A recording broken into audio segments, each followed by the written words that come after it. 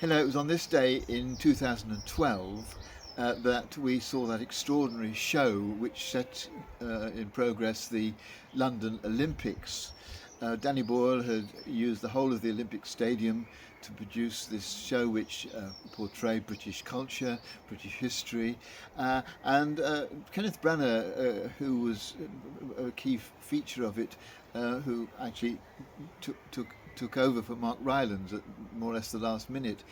But he describes his experience in an interview about the highlights of his career, where he turns up at the stadium, meets Danny Boyle, and is told what he's going to have to do and the speech that he's going to have to. And he says, "Well, where's the prompter? Where's the teleprompter? Which, just in case I go wrong, because with billions of people watching, I think I want to be sure I'm going to get it right."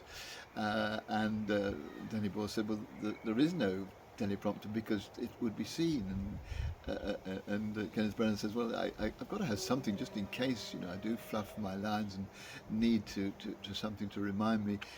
"No," said Danny Boyle, "I'm sorry, you just have to go with it." And Kenneth Branagh said he looked totally amazed and anxious and worried, and Danny Boyle just looked at him, and after a long pause he said, "You'll be all right." And then Kenneth Branagh goes on to describe how just before the ceremony started, where he was dressed up as Isambard Kingdom Brunel, reading words of Shakespeare, this Isle full of noises, Caliban's speech, with Elgar's music in the background.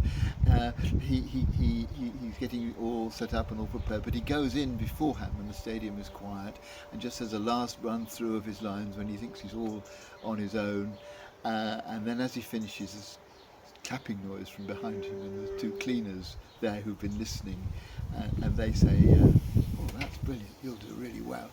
And he said those words of encouragement just carried him through, and it made me realise how even someone as highly skilled, as so professional, so competent, so experienced, how for even someone like that, just a few words of encouragement, first of all from Danny Boyle and then from the two cleaners, just were necessary to give him that added boost that he needed in order to have the confidence to perform as he did ultimately, extremely powerfully.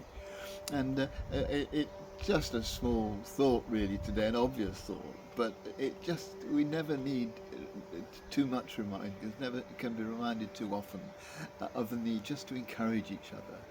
Just a short, "You'll be okay," is plenty often, but sometimes something more specific. But words which just give the other person just a sense that we're with them, that we're behind them, that they're going to be fine. It just matters so much, and we know from our own experience how it encourages us. So let's make an effort to make sure that we don't